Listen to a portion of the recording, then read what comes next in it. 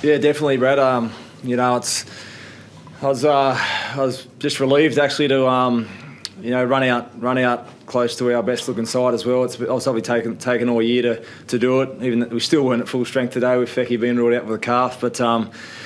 I was just relieved to get that win, and I was probably more impressed to back up last week's performance. Probably throughout the whole year we've been a little bit up and down and haven't been able to back up too many wins, but challenge the boys to try and go to another level today against a real good quality side. And I think if I look at our results this year, I think we've only beaten sort of one team in that top 5, which was Melbourne in round 8. So most of our wins have come from teams sort of outside the 8. So I felt it was time to stand up to a really good team, and I think we did that tonight.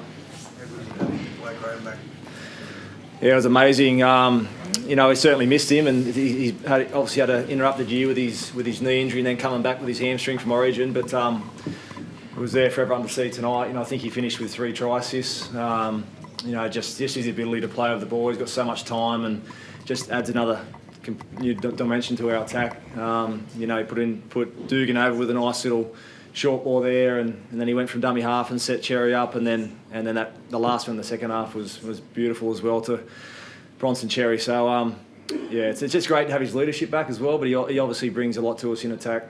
Johnny, you've been with him for a long time now. Are you even surprised how quickly and how at ease and confident he's come back despite the run of injuries that he's had? Oh, I think like everyone, it was his first game back this year was just amazing, and that obviously earned him that New South Wales jumper. But I'm not surprised with what he does on the footy field. I've seen it over many years, but he's just his calmness and composure now that is probably has really grown. His skill level hasn't changed too much, but he's just his composure under pressure. His leadership around the club, on and off the field, and with all our young guys is just invaluable for me. And I was just really happy that he had a real influence on the game tonight. That'd be really good for his confidence. As you guys are into 7th. How big is that for your season? It shows how much of a tight rope it is. How important is that? Oh yeah, well, every win's crucial for us. We obviously made it a bit hard on ourselves stringing those losses together. But like I said to the boys then, we can't be happy with where we are. We're still making up for lost ground as far as those ones that we threw a lot of those games away. But that's behind us now. It's all about what's in front, and we did a good job last week, just focusing on our 80-minute performance against the Cowboys, and we did a good job this week. So it's just focusing on our performance and what we can control, and the boys are doing a good job of that at the moment. So we'll review this game, and then we'll move on to Penrith, and we've got a short turnaround on Friday, which is another crucial game for us. Big game, isn't it? Next week in context of the season where both sides are at. Yep. Yeah, they're all huge. They're all huge games now. We've as I said, I don't even know who we got after Penrith, but we're just taking it one game at a time, as the old quote goes. But I understand where they are on the ladder, and it's going to be a huge game, but we just got to keep winning. And the boys have handled that pressure well the last 2 weeks, so we'll look forward to another big game this week.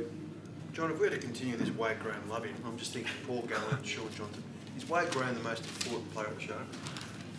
Oh, no, I couldn't really single anyone out. Certainly, no one brings what he brings, but obviously, other players bring other things as well, so that makes us a very balanced side when you're tossing up other players to sort of talk about who's the most important player. But, yeah, there's, no one, as I said, no one can really bring to what Wade can bring. And I'm just, really enjoying him back on the field. I think his 4th game for the year. So let's hope that he's got another, whatever it is, at least 5 or 6 and some finals. So that's about all I can say. His input is massive for our club. What about the boys tonight? They didn't take a backward step with Sam. Sam was pretty grumpy out there, and he's come back in. Yeah, we knew he would be. Big Sammy, and that's what makes him so good. He's big aggressive player and likes to lead from the front. So, I think our boys, saw that as a challenge to stand up and win that game in the middle of the field. So I knew if we didn't win that battle that they would have been having us on the back foot, and Cook would have been jumping and Cam Murray would have been playing on the front foot. So I thought we really did a good job on keeping Cook pretty quiet. Cam Murray, Reynolds, Walker. even though I think Walker got us on a try. But I thought we did a pretty good job on their individual players who can really pull apart teams. So it was a real good team effort to nullify those guys. And, we wouldn't have been able to do that if we didn't have that defensive mindset. And I think we won the game early with a really good first half. I think we were 15 from 17 complete and something like 60-40 possession. So I think we were rewarded, for that in the back end of the game. Can you explain what happened with Matty Moylan and the HIA? Like obviously it took a long time. Yeah, that came from the... Yeah, I think it came from the doctors. So they must have reviewed it on the sideline and felt that there may have been a head knock there somewhere that needed to be checked. So that was the doctor call that he needs to come and be checked. So, yeah, I was the same. I was surprised when he had to come, but obviously adhere to, the protocols for the HIA. So, but he was fine. He got checked and he's okay.